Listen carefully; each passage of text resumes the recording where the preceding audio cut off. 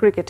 Australia সফরে test সিরিজের প্রস্তুতি পুরোদমে এগিয়ে চলছে বাংলাদেশ দলে। ডারউইনে টিআইও স্টেডিয়ামে 13 আগস্ট শুরু হবে প্রথম টেস্ট। তার আগে 6 থেকে 8 আগস্ট ক্রিকেট অস্ট্রেলিয়া একাদশের বিপক্ষে একটি তিন দিনের প্রস্তুতি ম্যাচ খেলবে নাজমুল শান্তরা। দীর্ঘ 22 বছর পর অস্ট্রেলিয়ার মাটিতে টেস্ট সিরিজ খেলতে দুই ভাগে সিঙ্গাপুর হয়ে ডারউইন পৌঁছেছে দল। সেখানে ডিএক্সি অ্যারেনাতে গত 2 দিন ধরে অনুশীলনে ব্যস্ত সময় কাটাচ্ছে টাইগাররা। দেশে বৃষ্টির কারণে প্রস্তুতিতে ব্যাঘাত ঘটেছিল বাংলাদেশ দলের, তাই প্রথম টেস্টের 12 দিন আগে অস্ট্রেলিয়ায় পৌঁছেছে দল। সেখানে একটি প্রস্তুতি ম্যাচ খেলা ছাড়াও টেস্ট সিরিজের প্রস্তুতি ভালোভাবে নেয়ার লক্ষ্য দলের।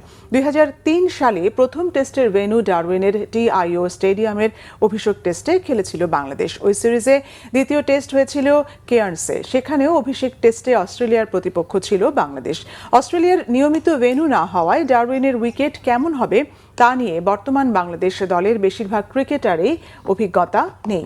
ডারউইনে সব মিলিয়ে 2টি টেস্টই হয়েছে, একটি খেলেছে বাংলাদেশ, অন্যটি শ্রীলঙ্কা। তবে 2003 সালের টেস্ট সিরিজে খেলা বাংলাদেশ দলের সদস্য মোহাম্মদ আশরাফুল এবং টাইগারদের ব্যাটিং কোচ এবং হাবিবুল বাশার সুমন প্রধান নির্বাচক। দুজনই দলের সঙ্গে থাকায় ডারউইনের ড্রপ ইন পিচ নিয়ে দলকে ধারণা দিতে পারবেন তারা।